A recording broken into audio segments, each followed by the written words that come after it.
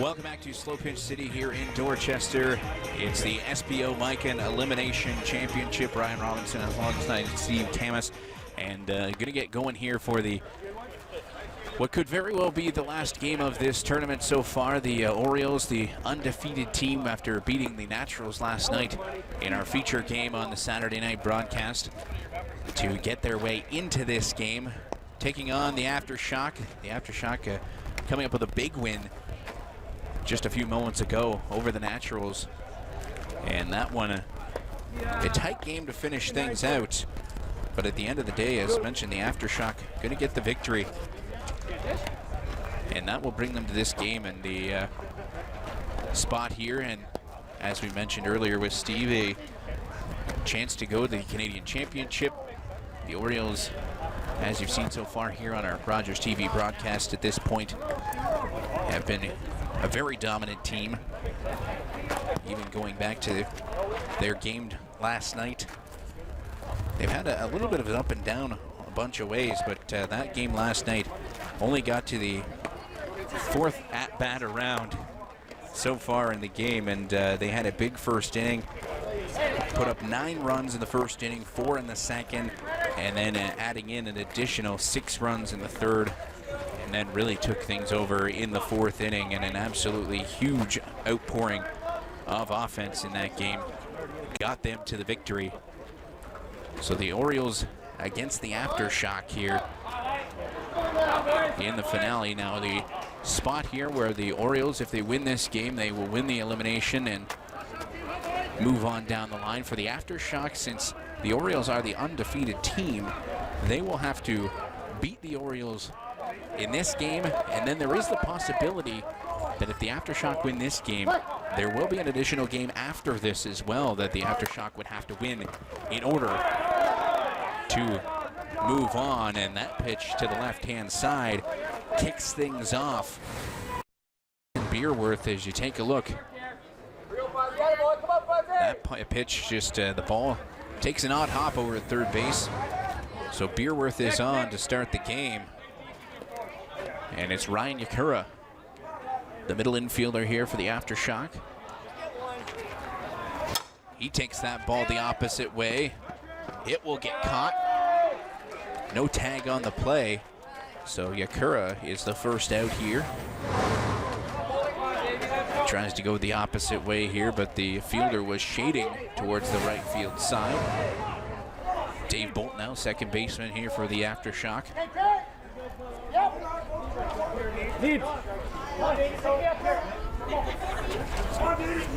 Bolt staying in the third position. He gets a hard shot to the left field side. That one will drop in.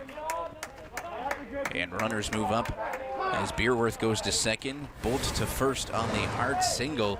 Take a look at this one. It's a rope out to left field on a hop. Fielder gets that one back in. So we've got 2 men on here with 1 out in the first.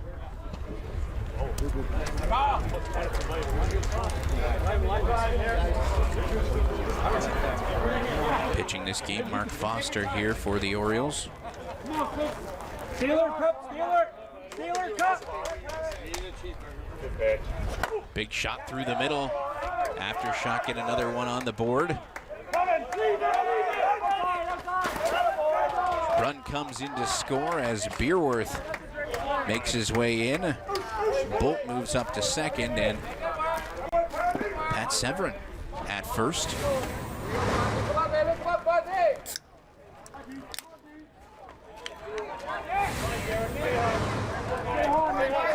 Derek McGrath now third baseman here for the Aftershock as they get a run on the board here early, and 2 more in. That's a deep drive to left field. Goodbye, baseball. McGrath comes up with a big 3-run home run here to put the Aftershock up 4-0 here in the first. Advantage to Aftershock getting an early lead on the Orioles, because if you don't jump on the Orioles quick, it's tough to compete with them each inning, because they can normally score almost every inning. You look at the Naturals last night when they played the Orioles, 3 runs in that first inning, and still ended up losing that game. going to get that one through the left side. Keith Woodcock, a big single to start things out for him. And it's just like I said previously, Ryan, in the game of slow pitch, especially in the A division, the runs are at a premium. So even though they've scored 4 already, they know that's nearly not enough. They've got to take advantage and rally as fast as they can to get a lead on the Orioles and put them in a hole. Robbie Lawrence, he'll take that ball and charge that one into the gap in right center field. Woodcock on his horse, he's going to come around to score. And Robbie Lawrence will just walk into second base with how hard that ball was hit. Make it 5-0 now for the Aftershock.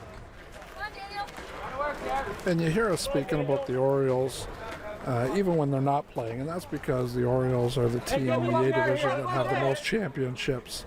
They're the team that's virtually the strongest year in, year out. They're the team that everybody wants to beat. They've got a great rivalry going on between the Aftershock and themselves. That one gets by Foster and up the middle. The other part, you know how good a team is? I think this is about the 3rd or 4th, maybe 5th incarnation of jerseys I've seen on the Orioles this weekend. They got a whole wardrobe traveling with them. Earlier this year, there was a little altercation between the two teams that even got a little bit heated in discussion off diamond afterwards. So that adds to the rivalry as well. Ryan Hooper outside pitch, that one pushed to. Nice job to keep the foot on the bag there at second base.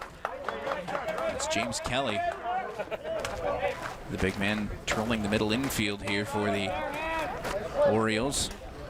I spoke to Kyle here just before this game, and I was talking to him about his pitching in the last inning in the semifinal game against the Naturals. And his pitching was bang on. He was accurate. We spoke about how he pitched certain batters outside, certain batters low, just because of how they hit the ball. The other thing you got to think here, and I know a lot of guys, you don't see a lot of folks go in the bare hand approach. Usually some guys will have the one glove, some go the two. Not a whole lot of the bare hand approach. Works pretty well for him this time. As this one will go in for 2, possibly more. He's rounding for 3rd. As Hooper comes in to score, and now he'll get the inside the park home run. Big one coming around here. Take a look at this shot coming through, and the dive in right field, just not able to get that one.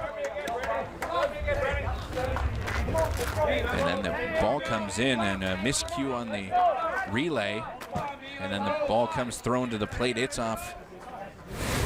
So inside the park home run.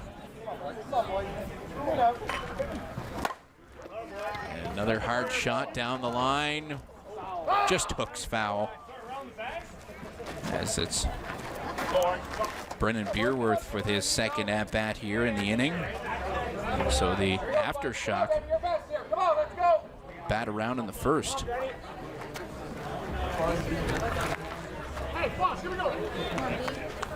This is Mark Foster, the pitcher of the Orioles, his first year with the team. Close one there behind the plate. Ivan Payne letting the umpire know. Hard shot through the gap. So if you needed to make an impression here in the 1st inning, the Aftershock are doing just that, Steve.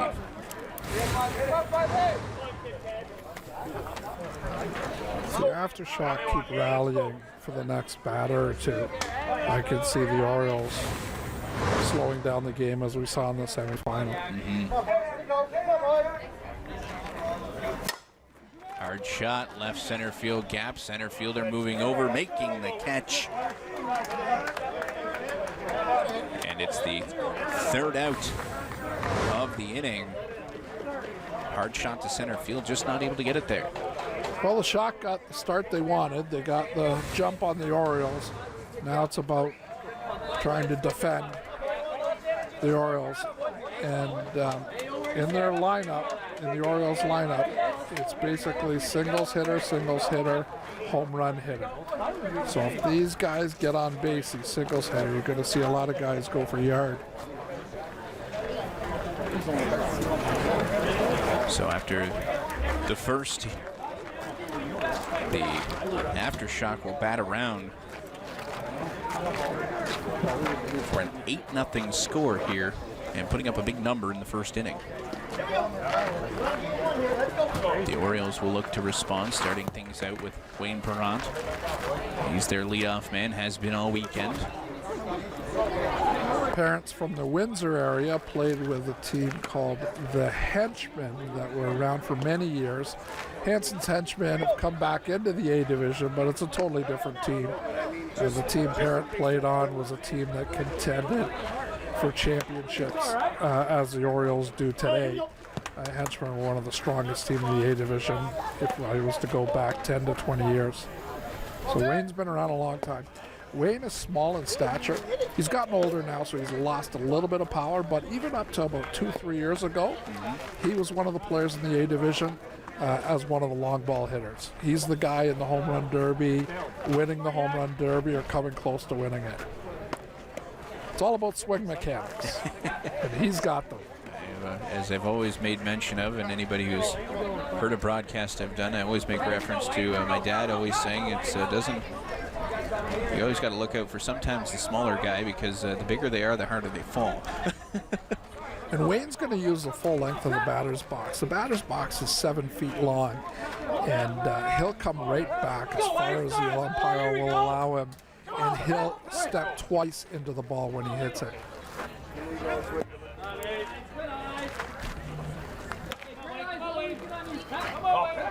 Parent here, then leave that ball. Great job, great job. Wayne likes a shallow pitch that he can step twice into. A deep pitch he usually lets go.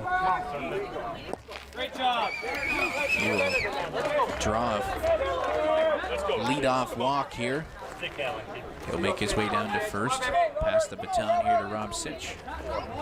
Rob Sitch came from a team called the Cardinals, who were coached by Rob Lohr, who now coaches the Aftershock. This one's a gap ball. It gets up against the fence, so Sitch is going to make his way into second easily.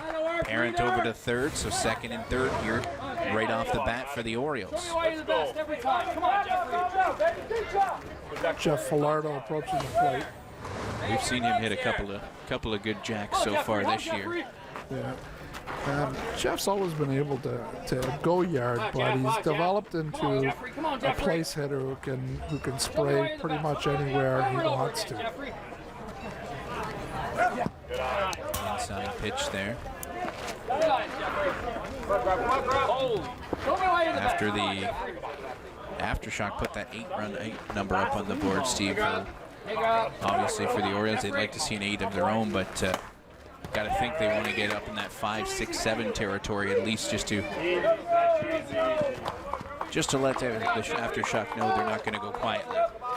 Oh, Jeff, who just hit there, even if bases are loaded or 2 base runners on, he's become such a good singles hitter.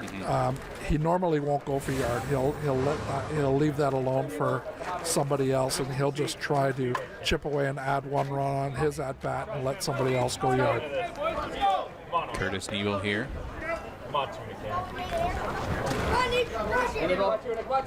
Nebel going with the Sands batting gloves approach. Hard foul ball deep to left field. Look out in the parking lot. If you go to your car afterwards and you have a ball in the windshield, look to see who is on diamond 1. And Nebel came from the Naturals team, who we just saw play in the semifinal, losing to the Aftershock. This one cutting. That one gets over the fence. So a 2-run shot here. So the first 4 runners, first 4 batters, I should say, all come around to plate. And that's what I mean by Filardo not going yard here and going for a single. That way it leaves Nebel to swing freely, and Nebel can go yard. Kyle Nechtel here at the plate. He used to be teammates with Matty Barrett, who played for the Naturals in the semifinal. They both played for the PT Bruins. And Kyle Nechtel has an unusual swing, very hard swing. Big high leg kick. It's more of a whip. You'll see the big leg high, the leg come up high, and then it's a whip of the bat.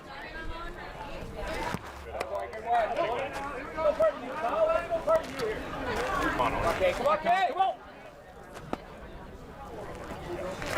on.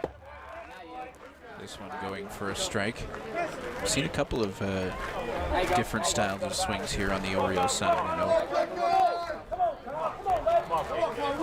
Nechtel as well as Todd Caden, and both guys with more the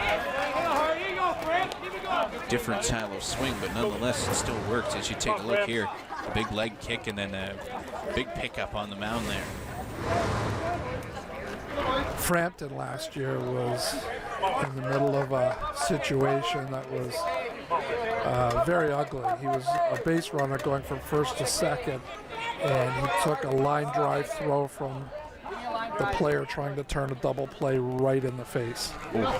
Actually, it was in the top of the head, but it was a vicious throw that hit him hard. Frampton unloads on the ball. That one goes to right field. Diving on the plate, trying to make the catch. That one just gets knocked down, though. So Frampton. James Kelly coming up to bat. People are trying to accuse the right fielder of a camera dive there. It's like when you get into hockey now, you see so many people, players trying to do all these different deeks and dangles to make it through. They all want to get on YouTube at some point. James Kelly, middle infielder here for the Orioles. Hard shot, left center field. That one's going to get in there. Frampton coming around third base. He is going to score easily. And James Kelly gets a double here. Throw that up for a 5 spot now on the board here for the Orioles. Ronnie Nadlin is coming up to bat. He used to play for a team sponsored by Slow Pitch City, and the Canadian Championships was in Windsor in 2007, and he had an amazing tournament. Ever since then, he's been one of the top players in the A division, and the Orioles recruited him because of that. Well, wouldn't they? Quick hits just like that. That one gets through a gap, and he's going to go 3. And get there easily, well ahead of the throw. Gets an RBI and a triple to go along with his efforts. And now the Aftershock are going to have a conference of their own after 7 runs go up on the board in the first 8 batters here for the Orioles in the first inning, the bottom of the first, and we've already got 15 runs. And as I was talking earlier, Ryan, about role players, Ivan Payne, who's the next batter for the Orioles, he's one of the players that can hit consistently over the fence.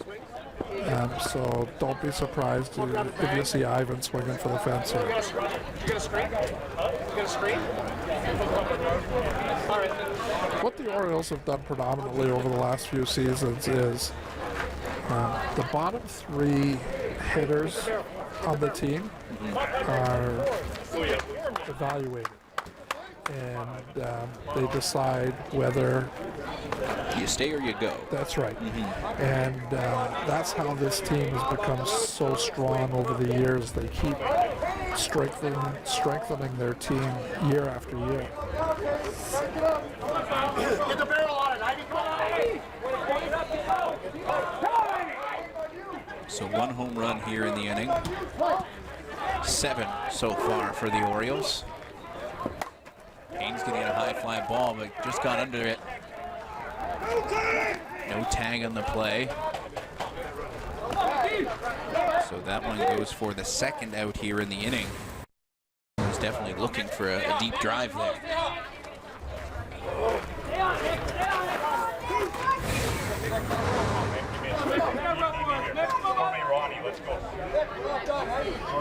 So as we can see, the 8 runs that the Aftershock scored in the first inning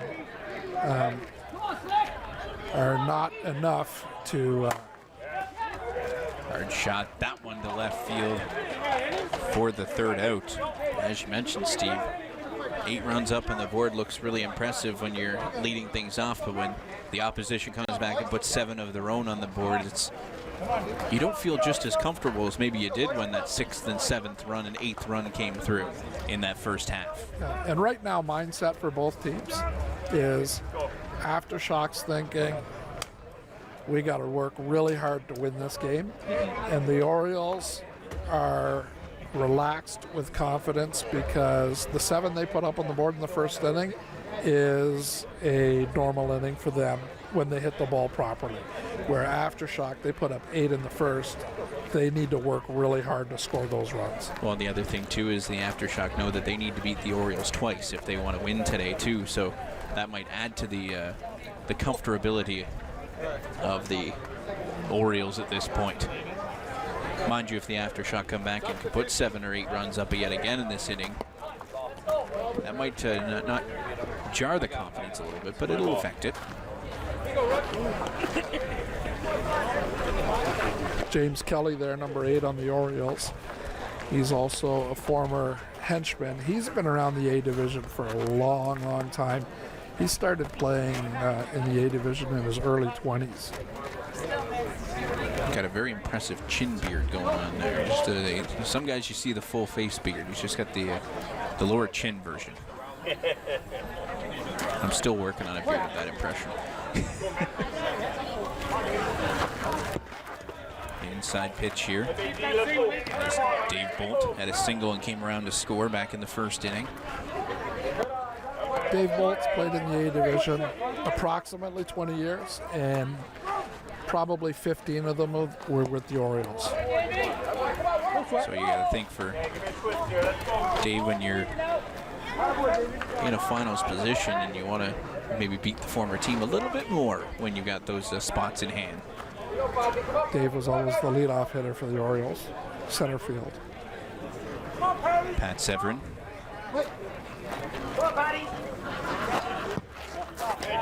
Holds on to that one.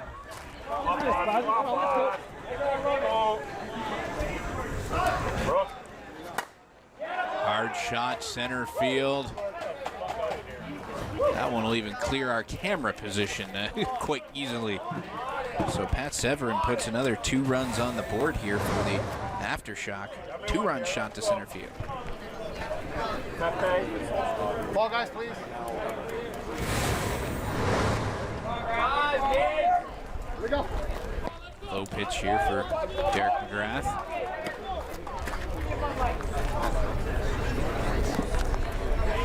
That one's a little higher.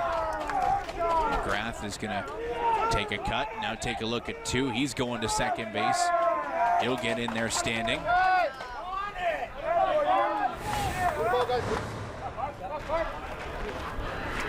As the Aftershock have 2 in so far, no out in the second inning.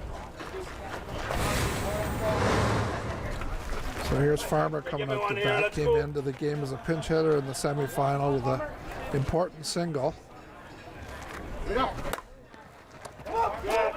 Call was illegal, but it was a little late. So he has to go back and touch the base, does Jason Farmer. Great defensive play by Wayne Perrin at third base here. Threw from his knees, the throw was up the line, and all Jeff Filardo could do at first base was knock it down. Farmer safe at first. Hey, here we go. Robbie Lawrence now.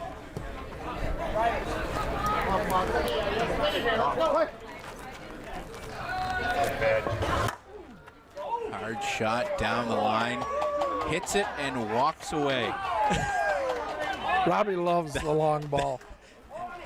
That's the slow pitch equivalent of Steph Curry with one of those 3 balls lately, right? Just puts it up and I'm out. See you later. And he's another long-time Oriole. The 3 of them, Dave Bolt, Robbie Lawrence, and Leo Bertolin, who seems to be hurt because he's not in the lineup.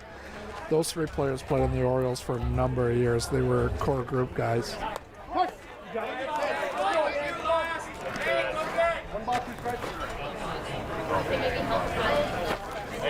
So that's 5 more in the inning here. Here you go. Go get. Daniel Lee out to right field. This one might be trouble. Gets the sliding catch in right field, as does Rob Nadlin. Let's take a look there. That one just sprayed out to right. But a nice sliding catch on that one. They'll make a highlight reel, no doubt about that. Ronnie Nadlin, a firefighter.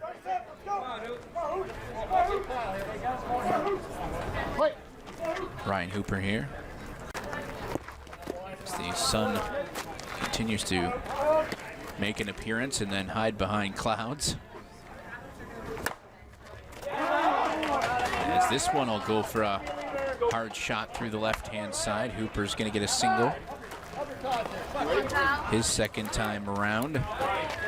Getting a single back in the first inning, coming around to score. Looks like the Orioles are going to make a pitching change. Mark Foster is going to come out and Johnny Evans is going to come in. Both these pitchers to the Orioles team, Mark Foster and Johnny Evans, are new to the team.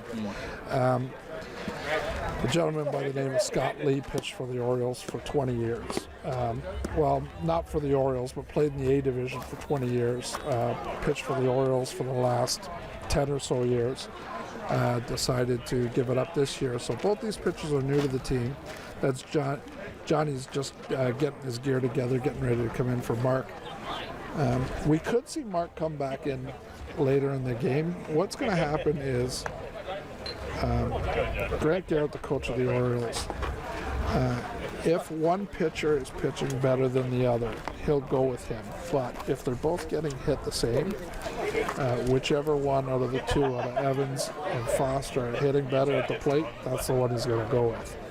So now he's hoping he's going to spoil momentum for the Shock, putting Johnny Evans in.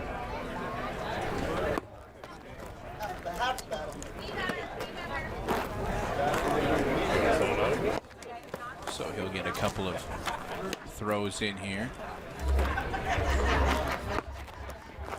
Evans going with the more traditional goalie mask style.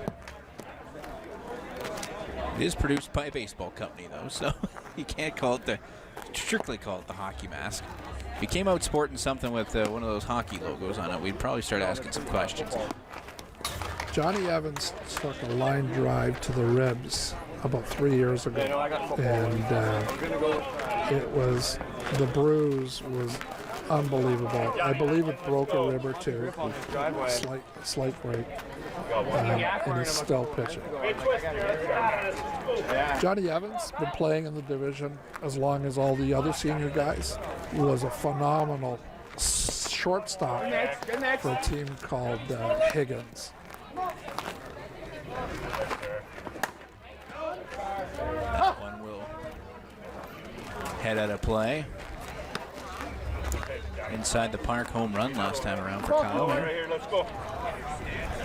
Doing it on both sides of the plate. As this one will be a fly out to third base. 2 out here. Be at the top of the second. 5 runs in so far here for the Aftershock in the second inning. Set here, Johnny. Hey, pitch and set here. Another foul ball. We seem to be seeing a bunch of ball retrievers around. There's a couple of young fellas over in the outfield in Diamond 2. I believe a lady in pink in the outfield there for over the fence. Some of the teams have been known to reward some of the ball retrievers. Well, you saw her make a good catch yesterday, actually. On both sides, still got 2 strikes here. Because what happens in this game is that as the balls go to play, the teams are responsible for replacing the softballs. So if they can get some ball retrievers, that'll save them money for having to purchase extra softballs. Brendan Beerworth with a fly out to right field. And another nice sliding catch out there in right field for the Orioles to finish off the inning. So 5 more, as mentioned, go up on the board as we're midway through the second for the Aftershock. 13-7 is the score as we sit right now. So the Orioles want to respond as well. Put 7 up in the first inning in a very impressive offensive performance.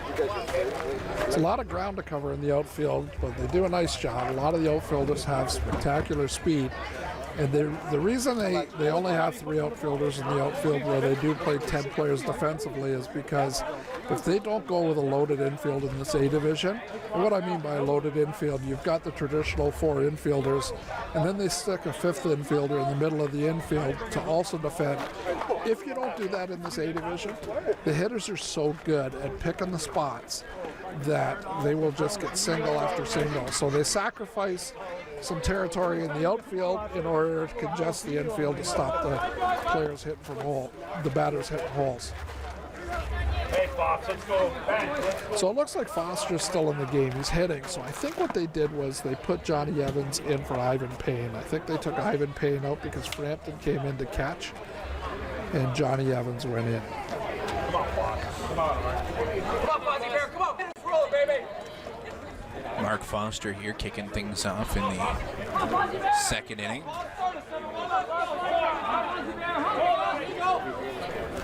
The nicknames are always half the fun, isn't it, Steve?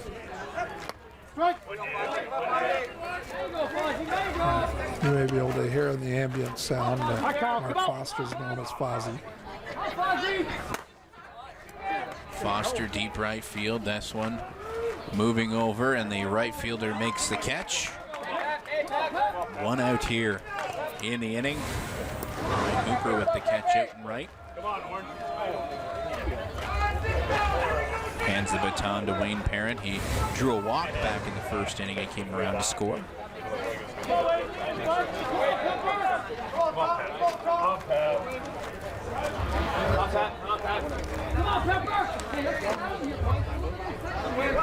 Let's watch again if Wayne lets the deep pitches go. Sharp shot over to third, on to first for the out.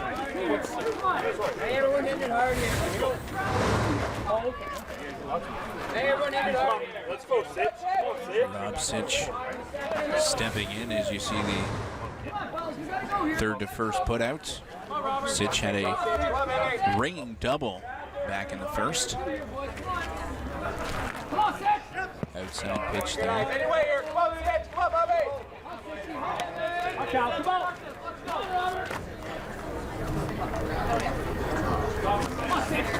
Outside pitch right up the middle.